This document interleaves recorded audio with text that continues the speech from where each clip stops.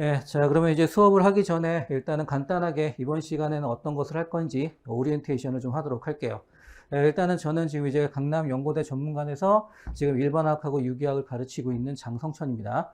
예, 그리고 이제 의학계열하고 연고대뿐만이 아니라 지금 이제 의전원인 미디 시험도, 미디 준비도 제가 하고 있어요. 예, 그렇기 때문에 의학계열 준비하니까 제 경험상으로 봤을 때는 일단은 연고대 합격하려고 한다라면 물론 의학계열 준비하는 학생들보다는 그래도 좀 수월하긴 해요. 그렇지만 그 학생들이 공부하는 것만큼 같이 해야지 실력이 돼야지만 붙을 확률이 높습니다. 그죠? 예. 요번 같은 경우에도 지금 이제 연대에 지금 1차 붙은 학생들이 있는데 지금 거의 대부분 학생들이 90점 이상 맞은 학생들이에요. 그러니까 그거 같은 경우에는 이제 요번에 좀 약간 문제가 평이했기 때문에 그렇긴 하긴 한데, 여하튼 간에, 물론 이제 난이도가 굉장히 높아졌을 경우에는 지금 점수가 좀 약간 낮을 수도 있긴 하지만, 전반적으로 이제 한 80점 중반에서 90점 끝대를 맞아야지만 일단 연고대 합격할 수 있을 거라고 생각하셔야 됩니다. 그죠? 그렇기 때문에, 물론 이제 일반적인 문제도 나오긴 하지만, 일부 지역적인 문제도 나오긴 하고, 그래서, 일단은 지금 우리가 1차 목표는 전반적인 내용에 대해서 출제하는 영역에 대해서 먼저 다루고 난 다음에, 그게 끝나고 난 다음엔 또 이제 지역적인 문제를 또 다루게 될 거예요. 그죠? 그런 식으로 진행한다고 보시면 되고요. 자, 일단은 지금 이제 내용을 얘기하기 전에, 일단 지금 여기는 지금 연고대하고 지금 의학계열을 준비하는 학생들이기 때문에 지금 연고대뿐만 아니라 지금 의학계열 같은 경우에 지금 이제 시험 형태가 어떻게 되는지, 시험 형태가 어떻게 되고, 그 다음에 각각 해당하는 학교에서 지금 시험 시간은 어떻게 되는지, 그리고, 대부분의 학교들이 시험 문제, 필기 시험에 해당되는 시험 영역을 얘기한다고 하면 전부 다 일반학이라고 써요. 물론 이제 일부 학교들 같은 경우 유기학이라고 표현하는 학교도 있습니다. 보통 이제 유기화학이 출제된다고 하는 학교 중에서 대표적인 학교는 뭐 연세대 미래캠퍼스하고 그 다음에 이제 대가대 의학계열 쪽이겠죠. 그런 학교들이 있고 거의 대부분 학교들은 전부 다 일반학을 출제한다고 했어요. 근데 지금 여기 보시면은 일반학만 출제하는 학교는 단 한 군데도 없어요. 그렇기 때문에 물론 일반학이 주긴 합니다. 일반학이 주긴 하지만 일단은 고득점을 얻으려면 일단 유기화학 그리고 이제 일부 학교들 같은 경우에는 지금 오히려 전공에 해당되는 물리화학하고 무기화학하고 분석화학 쪽을 준비를 하셔야지. 특히 이제 의학계열 학생들은 준비하셔야지 일단은 고득점을 얻을 수 있다라고 생각하셔야 돼요. 그래서 좀 자세한 내용 시작하도록 할게요. 자, 일단은 지금 연대 같은 경우에는 지금 이제 객관식 15문항하고 그 다음에 서술형 4문항이 나와 있습니다. 그리고 이제 서술형 같은 경우에는 지금 여기가 잘 안 보일 거예요. 지금 서술형은 자, 소문항으로 보통 한 두세 개 정도가 포함이 돼요. 그렇기 때문에 이제 전체 문제는 이제 서술형 소문항까지 생각한다라면 전체 문제는 한 23개에서 5개 정도 생각하시면 됩니다. 그리고 이제 객관식은 전부 다 4점짜리 문제로 출제가 되고요. 그 다음에 서술형은 크게 하나에 10점씩이에요. 그래서 총 100점이 될 거고, 그리고 객관식은 상당히 좀 일반적이에요. 그렇기 때문에 객관식, 요번 문제 같은 경우에는 객관식에서 그 일반적으로 잘 다루지 않은 문제가 딱 한 문제 나왔어요. 그 문제 빼고는 전부 다 맞아야 되고 서술형 같은 경우가 난이도를 조절함으로써 여기에서 일단은 이제 등수를 가르는 문제가 나옵니다. 그렇기 때문에 일단은 객관식은 기본적으로 가면서 우리가 시험 준비를 하면서 서술형을 어떻게 써야 되는지 그걸 준비하는 과정이 굉장히 중요해요. 게다가 지금 이제 고대 같은 경우에 서술형 8문항이 나와요. 마찬가지로 고대 서술형 8문항도 소문항이 두세 문항이 출제가 됩니다. 그죠? 그리고 이제 고대 같은 경우에 서술형만 나오기 때문에 서술형 안에서 낮은 난이도부터 난이도 높은 쪽까지 나오게 되고 난이도가 높은 것 같은 경우에는 연대랑 상당히 수준이 비슷해요. 그래서 일단은 연고대를 준비하는 학생들은 기본적으로 객관식은 연대에 나오는 객관식은 굉장히 쉬운 문제이기 때문에 무조건 거의 다 맞아야 되는 거고 그리고 이제 고대까지 생각을 했을 때 서술형 준비하는 거에 굉장히 집중을 해야 된다는 거 생각을 하셔야 됩니다. 자, 연대 같은 경우에는 지금 과목에 상관없이 총 3시간이에요. 그러니까 보통은 2과목 보잖아요. 그죠? 그래서 2과목을 보던, 3과목을 보던 전체 3시간을 줍니다. 그 안에서 푸는 거예요. 그러다 보니까 연대 같은 경우는 좀 시간이 좀 충분합니다. 고대 같은 경우에는 지금 과목당 50분을 줍니다. 그런데 이제 고대 50분도 지금 이제 그 푸는 학생들 보게 되면 시간이 꽤 충분해요. 풀 수 있는 시간이라는 거. 그러니까 시간에 대한 압박은 그렇게 크지 않아요. 그래서 이제 그거에 맞춰서 우리가 준비하면 되고, 거의 대부분 한 90% 정도는 지금 일반학 문제가 나옵니다. 둘 다. 자, 연대 같은 경우에는 재작년에 유기화학에 관련된 문제가 객관식에서 2문제가 나왔고요. 올해는 서술형에서 1문제가 나왔어요. 그렇기 때문에 일단은 서술형에서 유기화학을 못 풀면은 일단은 10점 못 받고, 그러면 나머지 다 맞아봐야 90점이겠죠? 그런데 나머지 90점도 쉽냐? 그렇지 않기 때문에, 그렇게 됐을 경우에 아무래도 이제 유기화학을 못 푼다면, 그러면은 이제 상당히 좀 고득점 얻는 게 쉽지 않겠죠? 그런데 유기화학을 전 범위로 해야 된다, 그 정도는 아니에요. 그 정도는 아니고 굉장히 기본적인 유기화학 부분만 나온다.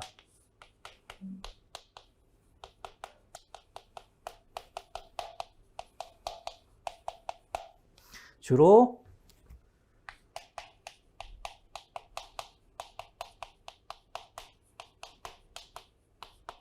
유기 분자 구조에 해당되는 내용이 나옵니다.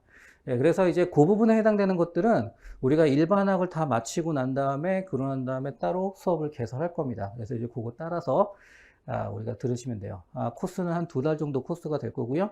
오로지 연고대에서 출제될 수 있는 영역에 해당되는 것만 주로 추려서 할 거예요. 아무래도 연고대 같은 경우에는 지금 서술형 문제가 들어가기 때문에 유기화학에 해당되는 부분도 설명이 필요한 부분들이 많이 나오게 돼요. 그러니까 이제 그런 거 위주로 정리하시면 되고요. 그런데 이제 최근에는 그래도 난이도가 좀 평이해져서 이런 식으로 이제 기본적인 문제가 나오긴 했지만, 예전에 2019년도 때 보시면은 나중에 우리가 이제 기출문제 보게 되면 보실 텐데, 연대하고 고대가 2019년에 난이도가 최상이었어요.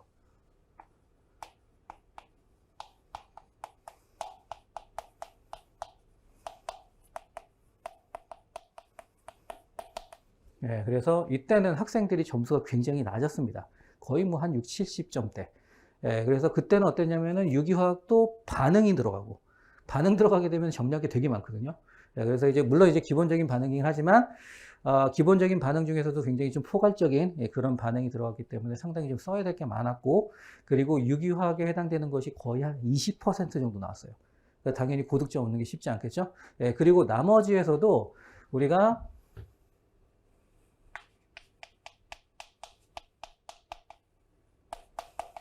이제 나중에 이제 일반학, 양자화학이라는 것을 우리가 예전에 한번 들어본 적이 있었을 거예요.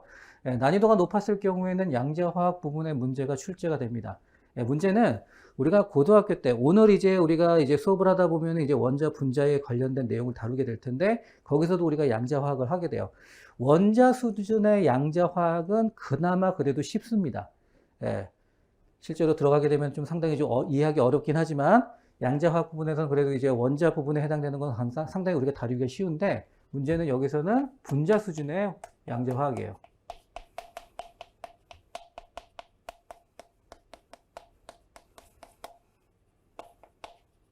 그래서 솔직히 분자 수준의 양자화학은 우리가 보통 분광학이라는 분야에서 다루게 되는데, 이 분광학은 유기화학 파트예요.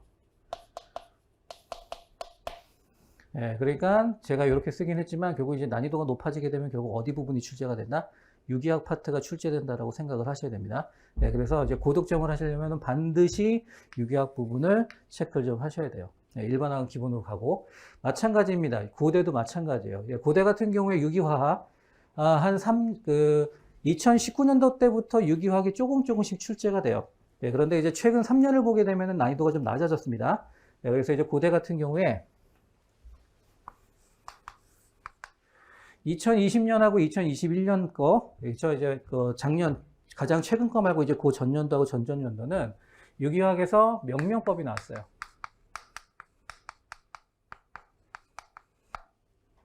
명명법이 뭐냐면은 유기 분자 구조가 주어지게 되고 거기에서 이제 이름 붙이는 거예요. 뭐 예를 들어서 이제 그 일반학 부분에서 봤을 때는 우리가 NaCl, 그러면 소디움 클로라이드 이런 식으로, 자, 명명법 하는데 명명법 한글은 안 나옵니다. 전부 다 영어식으로, 영어로 표현하는 거. 그래서 이제 명명법이 항상 출제가 되는데, 첫 해에는 그 분자 구조를 딱 주고 명명법 써라. 가장 기본적인 거. 그런데 두 번째는 반응이 들어갔어요. 반응을 통해서 나오는 것에 대한 명명법을 해라. 하나 지나있죠? 예, 그리고 이제 올해 같은 경우에는 아예 직접적으로 반응이 아예 지금 문제가 출제가 됐습니다. 예, 그러니까 결국은, 그리고 솔직히 지금 명명법이 출제되기 전에는 연대처럼 굉장히 좀 난이도가 높았던 시기가 있었어요. 그러니까 고대 같은 경우에는 처음에 출제됐을 때 유기화학의 문제 난이도가 굉장히 높았다가 그러고 나서 이제 떨어져서 평이했다가 점점 난이도가 조금씩 올라가요. 예, 그래서 지금 최근 들어서는 좀 유기화학 파트 쪽에 지금 이제 난이도가 조금씩 올라가기 때문에 좀 더 유기화학을 좀 신경 써야 된다. 예, 그렇지만 그래도 여기 지금 의학 계열에서 유기화학 준비하는 것보다는 훨씬 수월합니다. 됐습니까? 예, 예, 그 정도 보시면 되고요.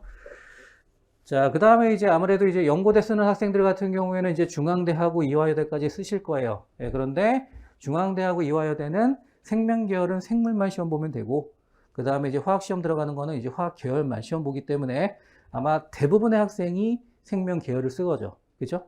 그죠? 예, 생명 계열 쓰죠? 예, 그렇기 때문에 솔직히 화학 쪽 준비할 때는 여기 중앙대하고 이대는 솔직히 해당 사항이 없습니다. 예, 요거는 지금 의대생들 의대생들 대상으로 제가 하는 거고, 그리고 이제 의학 계열 준비하는 학생 같은 경우에는 이제 중앙대, 이화여대는 거의 안 봐요. 뽑지도 않고, 예, 중앙대가 올해는 뽑지 않았습니다. 올해는 뽑지 않았는데, 그래도 중앙대가 가끔 이제 한두 명 정도 뽑기 때문에 중앙대도 준비하셔야 되는데, 중앙대 같은 경우에는 지금 사지선다형이에요. 30문항이고요. 그리고 시간이 60분입니다. 자, 그런데 난이도가 상당히 높아요. 예, 솔직히 문제만, 단순하게 문제만 봤을 때는 여기 있는 학교들 중에서 난이도가 상당히 거의 최상의 난이도를 갖추고 있습니다. 예, 출제하는 영역을 보시면은 일반화학, 그 다음 유기화학 들어가요. 유기화학, 당연히 연고대에서 출제하는 것보다 범위가 훨씬 더 넓어요. 예, 게다가 물리화학이 들어갑니다. 물리화학이 들어가게 되면은 계산 과정이 상당히 좀 복잡하기 때문에, 예, 솔직히 여기서 말하는 물리화학은 일반학에서 나오는 물리학 수준이 아니라 전공에서 해당되는 물리화학이에요. 예, 그런데 이제 폭넓게 이제 물리화학 파트에서 여러 부분이 나오는 것이 아니라 연력학에 해당되는 부분이 집중적으로 나오기 때문에, 예, 그 부분에 해당되는 것을 좀 더 우리가 좀 신경을 써야 됩니다. 자, 그래서 이제 실제로 이제 중앙대 같은 경우에는 60분에 30문항, 언뜻 보게 되면 그래도 시간이 괜찮을 것 같긴 한데 시간이 상당히 좀 부족합니다. 예, 그래서 지금 난이도가 굉장히 높았을 경우에는 뭐 그냥 뭐 한 60, 70점대 돼도 합격하는 경우가 나오긴 했어요. 그거는 이제 일반과인 경우. 자, 그렇게 보시면 되고요. 자, 이화여대 같은 경우에도 역시 마찬가지 객관식이에요. 오지선다형이 나오는 경우도 있고 다수 선택형, 옳은 거 다 찾아라. 이런 식의 문제가 한 10문제 정도 나옵니다. 총 30문제가 나오게 되고요. 그 다음에 시간은 100분이에요. 예, 그런데 이제 이화여대 같은 경우에는 지금 올해 없어지긴 했지, 작년에 없어지긴 했지만 피트 시험 기억하고 있죠? 예, 피트 유형과 굉장히 유사합니다. 예, 그래서 이제 만약에 뭐 물론 많이는 없을 테지만 거의 없을 테지만 의학 계열 아니 저기 연고대 준비하면서 이대 화학 계열을 쓰고 싶다라고 하는 학생은 우리가 나중에 피트 문제를 가지고 좀 연습하는 게 좋으실 거예요. 자, 마찬가지로 지금 일반화학하고 유기화학이 출제되고 있어요. 자, 그 다음에 이제 경희대부터가 지금 일반적으로 경희대, 여기서부터 이 아래쪽에 있는 데가 우리가 이제 그 필기 시험에 들어가는 의학 계열에서 가장 대표적인 학교입니다. 예, 그리고 이제 매년 학교에서 인원을 뽑고 있는 학교고요. 예, 첫 번째 경희대입니다. 자, 객관식 오지선다형이고요. 그 다음에 각 15문항에서 20문항이에요. 자, 최근 3년. 원래 경희대 같은 경우에는 그전에는 논술 형태였어요. 논술 형태였는데 최근 3년 전부터 유형이 바뀌었습니다. 객관식으로 바뀌었는데 지금 3년째 15문항만 출제하고 있습니다. 자, 그리고 총 90분. 이거는 지금 이제 화학하고 생물을 합쳐서, 그러니까 즉 화학하고 생물을 합쳐서 30문항인데 총 90분 안에 푸는 거예요. 시간이 충분해요. 네, 그렇기 때문에 경희대 의학 계열을 준비하는 학생은 생물은 어떤지 모르는데 화학은 무조건 다 맞아야 돼요. 네, 무조건. 네, 그리고 난이도는 보통 한 피트 정도 수준, 그거보다 약간 낮은 수준 정도 생각하시면 됩니다. 그래서 보통 경희대 준비하는 학생 같은 경우에는 미리 문제 갖고 준비하는 게 굉장히 좋아요.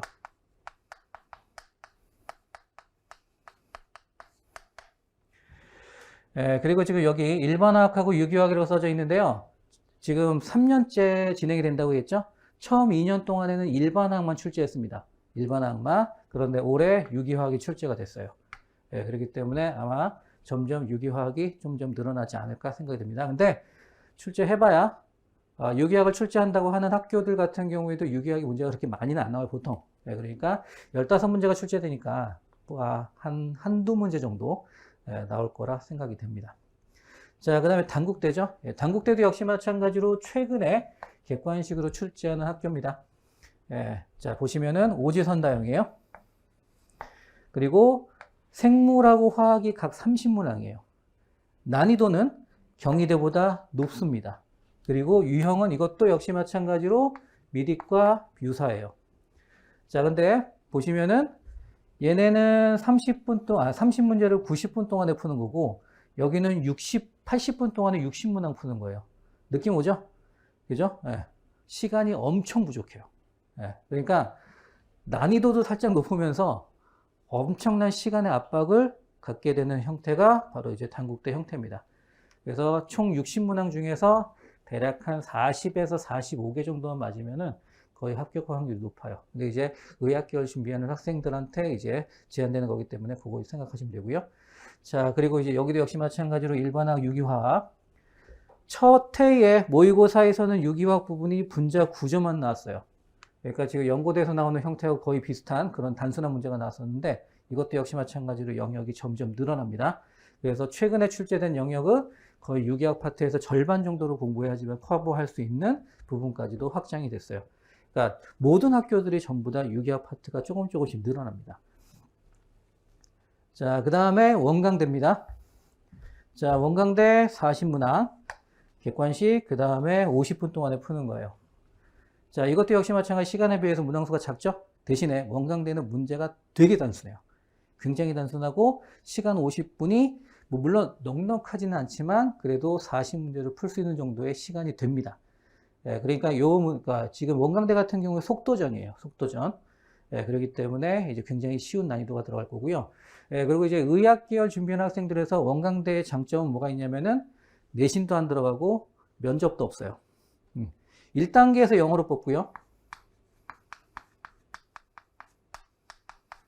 대부분 토익이겠죠.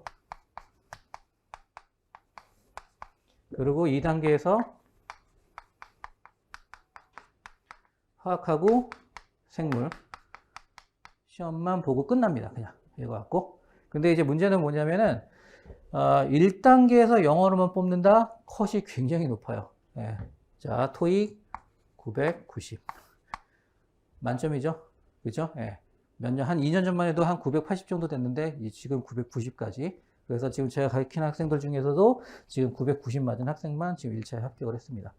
네, 그렇기 때문에 일단은 원광대 보려면은 장점은 내신이 안 좋은 학생들 같은 경우 굉장히 좀 그래도 선택의 여지가 있어요. 그죠? 그리고 면접이 왜 중요하냐면은 의학계열 같은 경우에는 좀 약간 학벌을 봐요. 네, 학벌을 보는데 원광대는 그것도 아니기 때문에 그래서 이제 많이들 지원하시는데 문제는 영어를 토익 만점을 받아야 된다. 그리고 이것만 잘 보면은 일단 합격할 수 있는 확률이 좀 있게 됩니다. 그래서 간단하긴 하지만 그래도 생각보다는 준비하는 게 그렇게 녹록진 않을 거예요. 지금 영어 만점도. 자, 지금 나오는 영역은 지금 일반화학, 그 다음에 유기화학이에요. 자, 유기학 파트 같은 경우에는 위에 있는 학교들보다는 유기학 파트가 가장 넓어요. 전체 유기학 파트에서 한 3분의 2 정도 차지합니다. 그래서 웬만한 반응들은 거의 다 나온다고 보면 되고요. 자, 그리고 특징이 있는데 무기학 파트가 들어갑니다. 근데 이제 무기학 파트가 많이는 안 들어가고 한두 문제고요. 네, 그리고 이제 우리가 일반학 쪽에서는 다루진 않는데 그렇다고 해서 굉장히 많은 영역을 다루는 것이 아니라 우리가 이제 간단한 분자 구조에 해당되는 것을 좀 더 심도 있게 하는 겁니다. 그래서 요거는 솔직히 나중에 우리가 또 다루게 될 텐데 시간 그렇게 많이 안 걸려요. 그 파트에 그렇게 생각하시면 되고. 자, 그 다음에 이제 대가대예요. 대구 가톨릭대학인데 자, 객관식 오지선다형 15문제, 그 다음에 주관식. 얘네는 서술형, 예전에는 서술형이 나온 적도 있는데, 좀 설명하는 거. 최근 들어서는 거의 주관식이 대부분입니다. 예, 주관식 5문항이에요. 자, 요거는 두 과목 합해서 총 2시간이 되고요. 시간은 그래도 넉넉해요. 예, 자, 그런데 이제 문제는 뭐냐면은, 영역에서 일반화학하고 유기화학하고 들어가는데, 유기화학이 제일 범위가 넓어요. 예. 유기화학 전 범위가 다 들어갑니다. 그렇기 때문에 대가대 준비하는 학생들 같은 경우에는 미디 영역에 해당되는 유기학을 전부 다 해야지만 풀 수 있어요. 그래서 유기학이 좀 강한 학생들 같은 경우에는 의학계에서는 이 학교 지원을만 하고요. 예, 그렇지 않으면은 그 위에 있는 학교들 위주로 지원하시는 게 좋습니다. 자, 또 특징은 분석학. 다른 학교에서는 나오지 않는 분석학이 출제가 됩니다. 객관식에서 한 두 문제가 출제가 되는데, 그런데 시간이 되고 자기가 분석학에 관심이 있으면 정리하셔도 괜찮고, 제가 봤을 때는 아무도 못 풀어요. 아무도 못 풀기 때문에 그냥 전부 다 똑같은 상황이라고 생각하시면 됩니다. 그러니까 이제 대가대 같은 경우에 그냥 이제 일반학하고 유기화학 주로 들어가신다고 보면 되고, 대가대 같은 경우에는 좀 그 유기학이 많이 출제됐을 때는 전체에서 3분의 2가 유기학이 출제된 적도 있어요. 그러니까 이제 일단은 기본적으로 대가대 지원하려면은 유기학을 굉장히 잘해야 된다 생각하시면 됩니다. 됐죠? 네, 그래서 이제 간단하게 정리하게 되면은 결국 이제 고대하고 연고대를 하게 되면은 일반학 기본에 유기학을 들어가는데 유기학을 상당히 좀 이제 간단하게 정리를 하셔야 된다 생각하시면 되고, 그리고 이제 일반적으로 의학계열 준비하시려면은 기본적으로 일단은 유기학을 반 이상은 해야 된다라고 생각하시면 됩니다. 자, 그래서 이제 간단하게 우리가 공부해야 될 영역을 도표로 제가 표시를 했어요. 그림으로.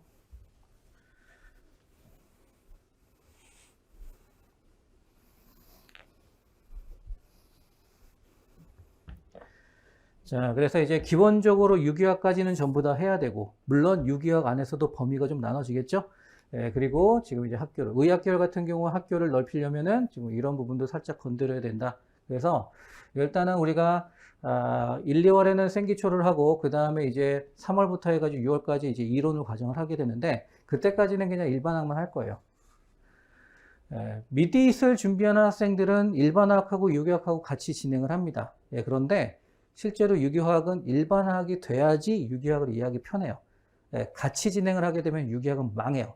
예, 그렇기 때문에 그래서 일반학을 전부 다 마치고 난 다음에 그리고 유기학을 시작할 겁니다.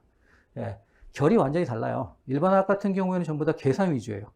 좀 많이들 해봤으니까. 예, 고등학교 때 화학했던 거랑 그리고 이제 우리가 일반학에서 화학했던 건 물론 이제 이론적으로 약간 좀 더 폭넓어지긴 하지만 기본적으로 다루는 문제 스타일은 크게 다르지 않아요. 예, 그런데 유기학은 전혀 별개입니다.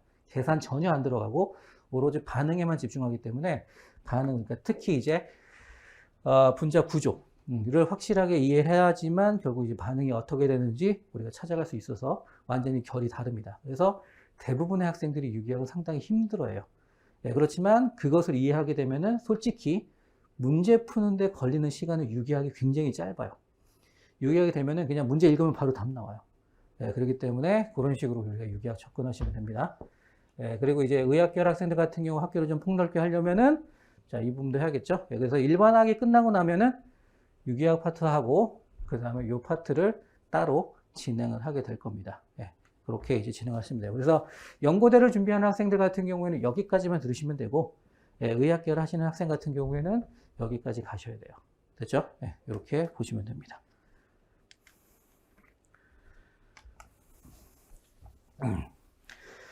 자, 우리가 이제 어떻게 하면은 이제 합격을 하느냐. 일단은 지금 화학 시간이기 때문에 결국 이제 화학 점수를 어떻게 하면 좀 더 높게 받을 수 있냐. 그거에 대한 집중을 해야 되는데, 기본은 뭐예요? 기본은 일단은 학생들이 열심히 하셔야 돼요. 그죠? 예. 항상 이제 점수가 잘 나오는 학생들은 결국은 마지막까지 뭐 현강이 됐던 뭐 라이브 수업이 됐던 절대 수업을 안 빠지고 참석하는 학생이 당연히 점수가 높습니다. 그리고 그 학생들이 전부 다 합격하게 되고요. 예, 그러면 가장 중요한 거는 학생의 자세예요. 예, 학생의 자세가 가장 중요하고, 그 다음에 우리가 이제 이론을 접근했을 때 주의할 거는 뭐냐면은 우리가 이제 수업을 하고 난 다음에 챕터별로 이제 이해를 하잖아요. 완벽하게 처음부터 완벽하게 이해하려고 하면 시간이 너무 오래 걸려요. 그래서 어떤 학생 같은 경우에는 우리가 한 번 수업할 때마다 3시간 반을 수업을 하는데 집에 가서 복습하려고 했더니 너무 완벽하게 하려다 보니까 뭐 7시간, 10시간 이렇게 걸린다. 너무 힘들어요. 그러는 거야.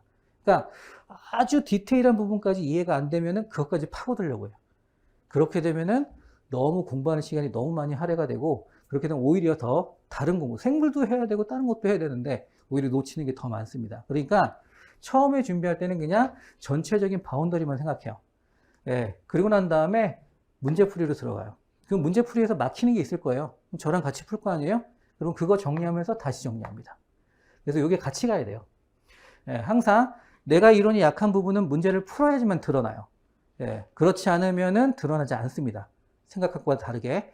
대부분의 학생들이 이런 식으로 정리하고 난 다음에 문제풀이 들어가요. 문제가 안 풀리잖아요. 안 풀리면은 다시 일로 가요. 그리고 다시 또 한번 쭉 훑어봐요. 모르는 거 없거든. 예, 다 이해가 돼. 근데 이상하네? 다시 문제풀이가. 또 안 풀려. 또 다시 가. 그러면 100% 불합격. 됐습니까? 이론이 이해가 돼서 그런 것이 아니라 문제를 풀 때 어느 이론을 갖다 써야 되는지를 몰라서 그런 거예요. 무슨 말인지 알겠습니까? 네, 그렇기 때문에 반드시 문제풀이하고 이게 병행이 돼야 됩니다. 그래서 항상 우리가 문제풀이 뒤쪽에 연습 문제 가지고 하는 거고, 네, 그렇게 해서 이제 두 가지를 병행해서 문제풀이를 통해서 이론을 재정리합니다. 자, 그러고 난 다음에 다시 이제 그러고 난 다음에 이제 단원번 문제풀이가 들어가요. 솔직히 여기에 해당되는 단원번 문제풀이가 가장 중요해요. 그래서 여기서 우리가 이론을 어떻게 적용을 해야 되는지 연습하는 게 굉장히 중요합니다. 그러니까 그런 것들이 상당히 힘들기 때문에 그런 문제가 생기게 되면 반드시 저랑 얘기를 해야 돼요.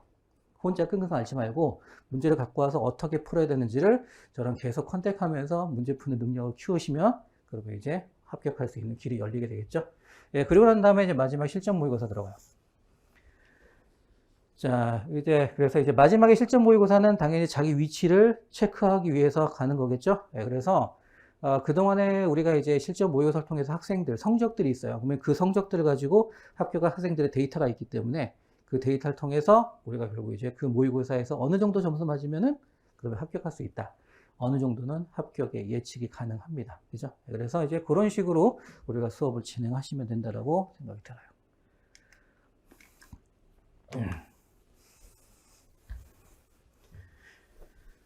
자, 그러면 이제 우리가 이제 합격하기 위해서 학교에서 필요한 요건들에 대해서 간단하게 정리하도록 할게요. 자, 일단은 연고대입니다. 자, 연고대는 영어, 서류 전형, 필기 시험. 고대 같은 경우는 영어가 직접적으로 관여는 안 하고 있어요.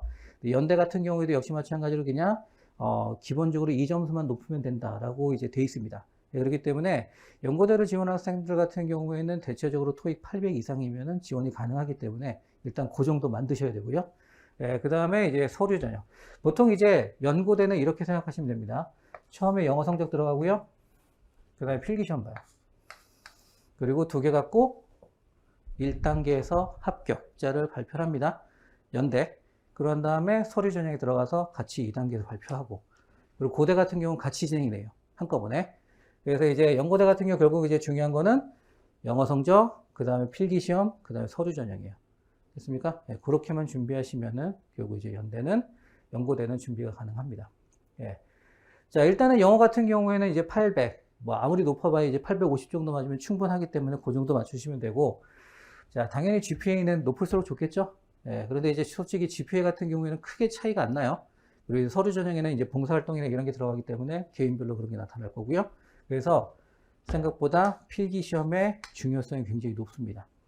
예, 물론 그게 따라가야 돼요. 연고대 같은 경우에는 가장 중요한 거는 자기가 지원하는 학교가 얼만큼 많이 뽑느냐, 그게 가장 중요합니다. 그래서 만약에 그 인원수가 굉장히 작게 되면은 솔직히 서류 전형에서 판가름되는 경우가 굉장히 많아요. 네, 그런데 이제 인원수가 많게 되면은 필기 시험으로 판가름되는 경우가 많습니다. 그러니까 일단은 기본적으로 연고대 붙으려면 인원이 많이 나와야 되고, 그리고 필기 시험이 굉장히 좋다? 그렇게 되면 이제 합격 확률이 굉장히 높다라고 생각하시면 돼요. 그래서 연고대 준비하실 때는 이렇게 준비하시면 되고, 의학계를 가려면은 면접이 또 들어가야 돼요. 생각보다 의학계는 면접이 굉장히 중요합니다. 네, 그렇기 때문에 의학교 준비하는 학생은 마지막에 이제 자소서하고 면접 준비하는데 시간을 좀 많이 할애해야 된다라고 생각하시면 돼요. 그렇죠? 네, 그렇게 준비하시면 됩니다.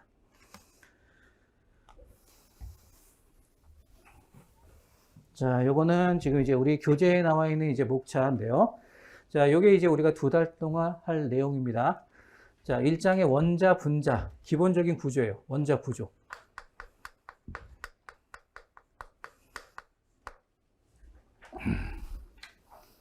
잘 보이나? 여기가 지금 하얀 바탕이라면 잠시만요.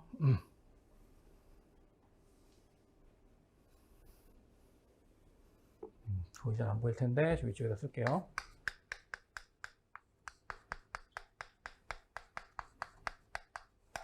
자, 1장에서는 우리가 원자 구조를 간단하게 살펴볼 거고요. 그리고 원자에서 분자까지, 분자의 개념이 어떻게 형성됐는지 우리가 살펴볼 겁니다. 그러니까 이제 1장 같은 경우에는 거의 대부분이 원자와 분자에 관련된 그냥 화학 역사라고 생각하시면 돼요. 그래서 역사 순서대로 우리가 이제 화학에 대한 것들이 어떻게 정립이 되는지 좀 우리가 가볍게 접근할 겁니다. 보통 이제 일반 편입 쪽에서 문제가 나오게 된다라면 객관식으로 주로 출제가 될 거고요. 그러니까 만약에 이제 연고대 보시게 된다면 연대에서 객관식에서 나올 확률이 크겠죠. 그러니까 고대 서술형에서는 나올 확률이 없습니다. 그리고 이제 심한 경우에는 그냥 단순하게 다음 실험에 대한 역사 순서가 어떻게 되는지 나열하라고 얘기하는 경우도 있고, 그리고 이제 대부분은 각각 영역에 해당되는 실험들이 이제 문제가 나오기 때문에 그런 것들 중심으로 정리하시면 돼요. 그리고 이제 원자 구조에서 살짝 확장을 해서 양자 역학 들어갑니다.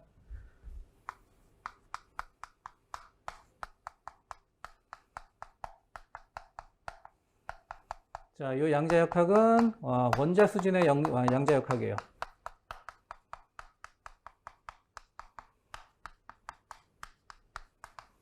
자, 원자 수준의 양자고요. 그리고 이제 주로 다루는 건 뭐냐면은 전자에 관한 것을 다루게 됩니다.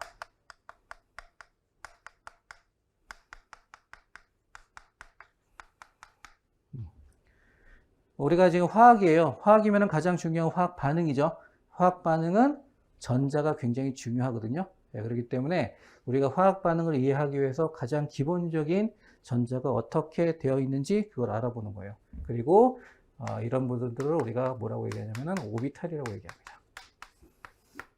그래서 일단은 기본적으로 이제 오비탈이 살짝 좀 힘들긴 한데, 그래서 1장하고 2장은 결국 이제 원자 구조에 대한 세밀한 부분들을 다루게 될 겁니다. 자, 그 다음에 3장은 그러한 원자 구조를 통해서 나타나는 여러 가지 성질들이 어떻게 해서 이제 주기적으로 나타나는지 그걸 볼 거예요. 그러니까 원자를 통해서 우리가 나타나는 성질들. 자, 그러고 난 다음에 이제 4장이 화학결합인데, 이게 이제 구조,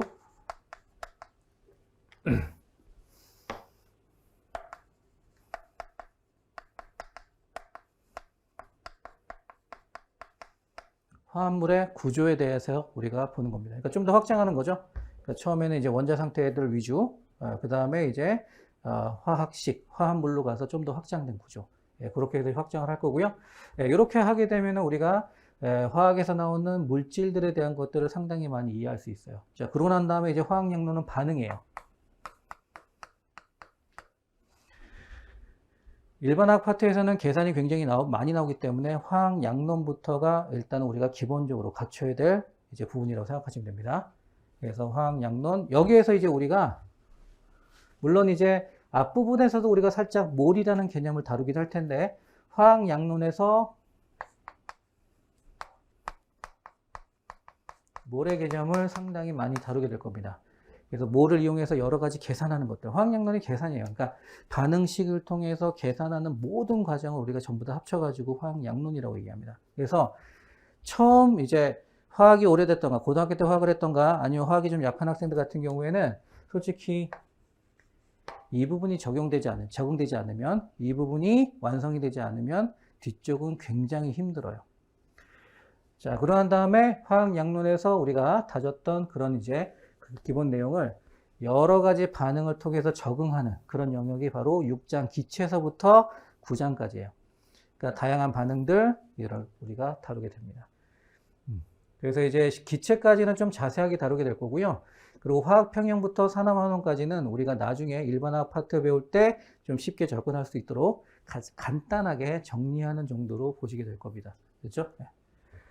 자, 그래서 일단은 지금 생기초에서 가장 중요한 목적은 뭐냐면은 단 두 개예요. 원자 구조를 제대로 이해하는 거. 그리고 두 번째는 몰의 개념을 제대로 사용하는 거. 그래서 계산해서 우리가 버벅대지 않고 제대로 응용할 수 있는 것이 1차 목표입니다.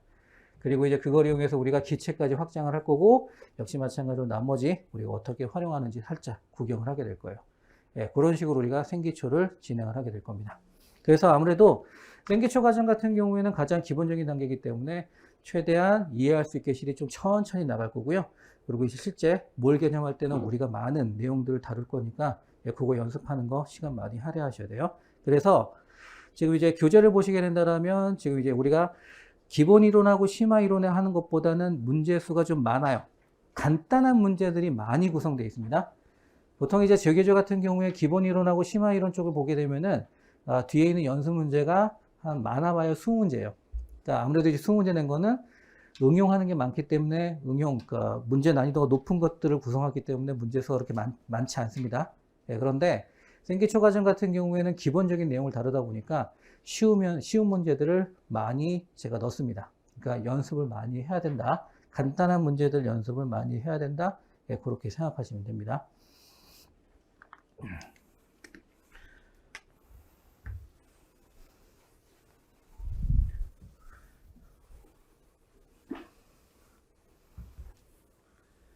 자, 그리고 이제 마지막으로 의학계열 준비하는 학생하고 그 다음에 연고대 준비하는 학생이 1년 커리 어떻게 해야 되는지 간단하게 보여드리도록 할게요.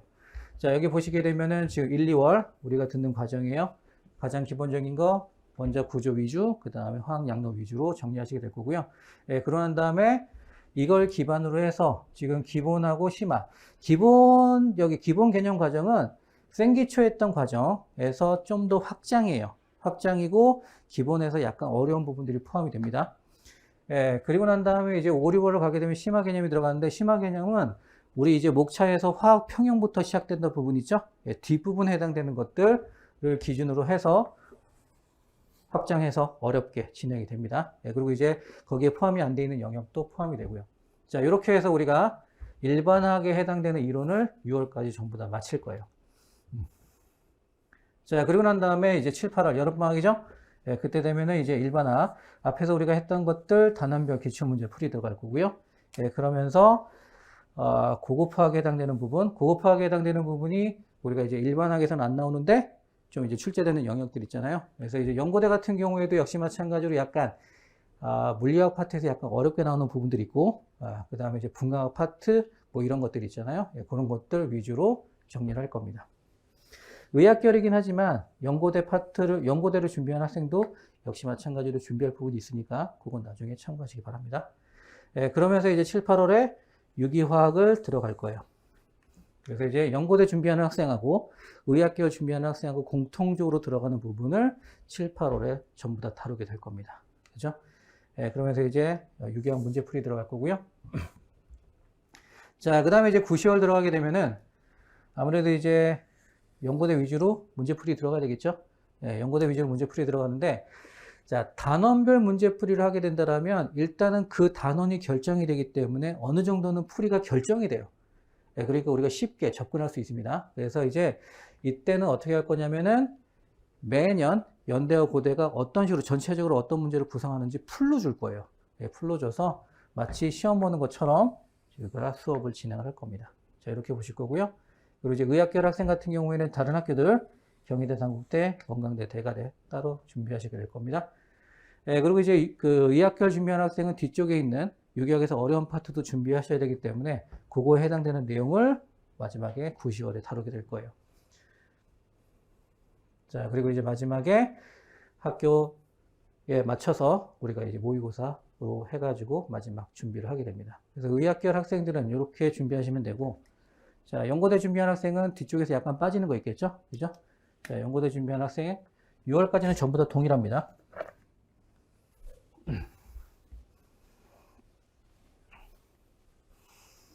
자, 그 다음에 7, 8월까지도 거의 동일하죠? 그죠? 그래서 고급화, 그 다음에 지금 유기화. 그래서 8월까지는 거의 이제 비슷한 과정을 거치게 되고요. 그리고 마지막에 9, 10월에는 연고대 준비한 학생은 요거 기출만 들으시면 돼요. 자, 그리고 난 다음에 또 하나 들어갈 건 뭐냐면은, 연고대에선 가장 중요한 게 뭐라고 했죠? 서술형이죠? 그리고 당락을 결정하는 건 서술형 문제였습니다. 그래서 서술형 문제 같은 경우에는 우리가 그냥 그 쓰는 방법이 있어요. 단순하게 우리가 고등학교 때 했던 것처럼 그냥 계산식 몇 개 넣고 답을 쓰면은 안 돼요. 물론 이제 굉장히 잘 정리를 해야 되긴 하지만, 물론 이제 계산 문제들은 계산만 깔끔하게 해서 우리가 쓰면 되는데, 거기에서 우리가 설명하는 문제들이 나옵니다. 설명하는 문제들 같은 경우에는 중요한 용어들이 있어요. 꼭 들어가야 되는 용어들. 그래서 어떤 용어를 써야 되는지, 그리고 어떤 식으로 써야 되는지, 단순하게 장황하게 쓰면 안 돼요. 이제 고대 같은 경우에는 쓰는 답안지가 좀 제한적이기 때문에 무조건 길게 쓰다 보면은 결국 뒤쪽 가서 그러니까 어떤 문제는 쓸 수 없을 정도로 우리가 제약을 받게 됩니다. 그래서 우리가 필요한 학생들 같은 경우에는 지금 서술형 쓸 때 어떻게 정리하는 것이 좋은지 그거에 대한 수업들도 진행을 할 겁니다. 그러고 난 다음에 이제 마지막에 11월, 12월은 연고대 마지막 이제 모의고사 볼 건데 아무래도 이제 고대는 서술형만 나오고 연고대는 객관식하고 서술형이 나오기 때문에 일단 형태는 연대에 맞춰서 할 거예요. 그죠? 어차피 고대 같은 경우에는 난이도가 낮은 서술형은 객관식, 연대에서 객관식 유형하고 비슷하고요. 수준은. 그리고 이제 뒤쪽에 연대에서 서술형 문제에 해당되는 것이 고대에서 난이도가 높은 서술형하고 상당히 수준이 비슷합니다. 그렇기 때문에 전부 다 연습이 되니까 연대의 형태를 따서 일단은 모의고사를 치르게 될 겁니다. 그죠? 그래서 대체적으로 지금 합격하는 학생들 보면은 연고대 여기 모의고사에서 한 7, 80% 정도 맞으면은 연고대 합격하는 걸로 보이고 있어요. 됐죠? 그래서 마지막에 자신의 위치까지 확인하면서 모의고사 준비하시면 됩니다. 자, 그래서 이제 이렇게 해서 우리가 1년 동안 어떻게 진행하는지 이제 살펴봤고요. 그러면은 일단은 OT는 여기서 마치도록 하고요. 그럼 잠깐 쉬었다가 우리가 생기초 강의 들어가도록 하겠습니다.